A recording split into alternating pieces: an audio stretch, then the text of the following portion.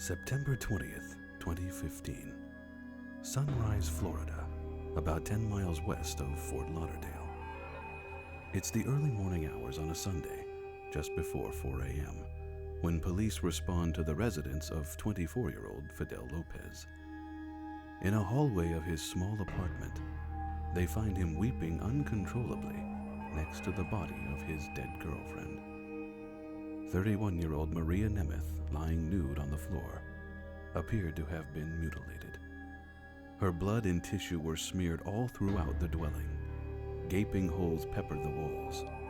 A sliding door's glass lied in hundreds of shards on a kitchen floor. The scene had all the usual earmarks of a break-in and murder. But what Fidel Lopez proceeded to tell police redefined anything they'd ever dealt with before. The couple had met in a rather unusual way. Nemeth was the leasing agent for the apartment that Lopez wanted to rent. The two had an immediate attraction, despite a 7-year age difference. Police reports did not make it clear how long the two had known each other, but their relationship could be considered whirlwind. Nemeth was still technically married to her husband of 8 years, but the two had recently separated. Both Lopez and Nemeth shared a similar story of how they had come to find life in America. One of twins, Lopez had chosen to relocate to the U.S. from Cuba as a teenager. Nemeth herself had also immigrated from outside the U.S. as a teen from Peru.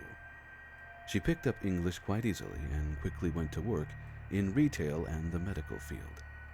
She had been working at the Colonnade residences for 5 years.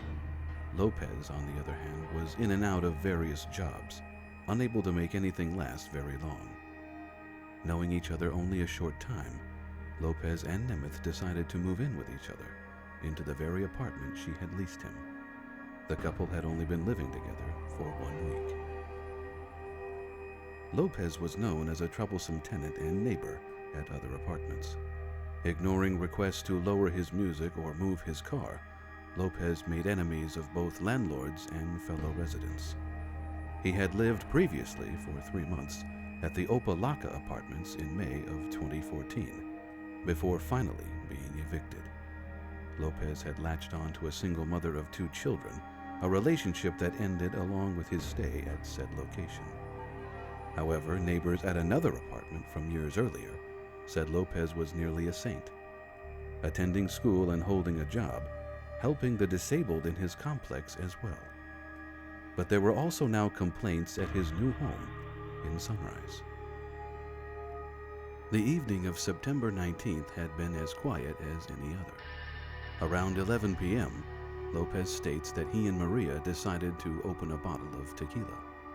After drinking for the next hour, the two decided to adjourn to a closet and engage in intercourse. A few minutes into the act, Nemeth cried out the name of her ex-husband, not once, but twice. Lopez disengaged and exited the closet. He claims that Nemeth departed as well, she going to the bathroom and becoming ill. For the next 2 hours into the early morning of September 20th, residents could hear screaming and property breakage. Lopez confessed to losing his mind and going on to destroy their apartment piece by piece. First, the sliding glass door was shattered, Lopez then attacking the walls with his fists in just about every room. He claimed to find Nemeth non-responsive on the bathroom floor, that their rough sex had gone wrong. When further pressed by investigators, his story drastically changed.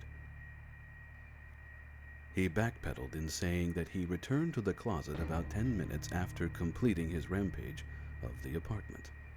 Upon opening the door, Nemeth was breathing but not exactly coherent. Lopez observed her for a few moments, then walked away to collect a couple of random objects. The next few minutes saw Lopez commit some of the most disturbing acts ever contained in a police report. A beer bottle, a flat iron, even his fist. All of these were forced into the body of Maria Nemeth, Lopez stating that she was too drunk to fight him off.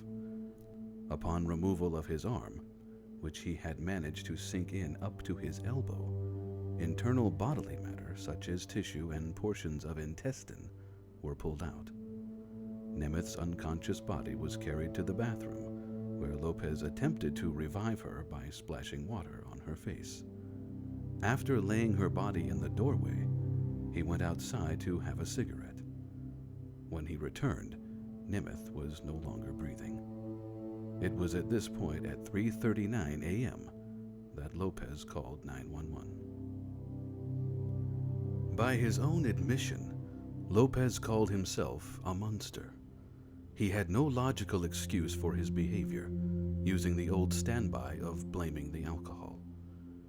The manner and level in which he went to take the life of his girlfriend were unheard of in a cohabitation arrangement. Prison interviews have yet to reveal if a homicidal rage had been simmering for years or not. Some experts even speculate if Nemeth had even said her ex-husband's name at all. Because everything is based on statements made by the deranged Lopez, authorities will never know for certain what was said on Maria's part. Murders on this barbaric a level would indicate a simmering cauldron of rage, deep-seated in the killer's mind, perhaps prompted by past wrongdoings that the killer feels was made against him by other people. That something so innocuous as an incorrect name being called, eliciting such a savage response, and the fact that Lopez had nothing more than 2 traffic violations on his record, left many involved confounded. In late October of 2015, Lopez's attorney withdrew from the case without reason. He has since been assigned a public defender. He will face 3 counts, 1 for murder in the first degree, and 2 counts of sexual battery with great force. His trial is not expected to begin until March of 2016.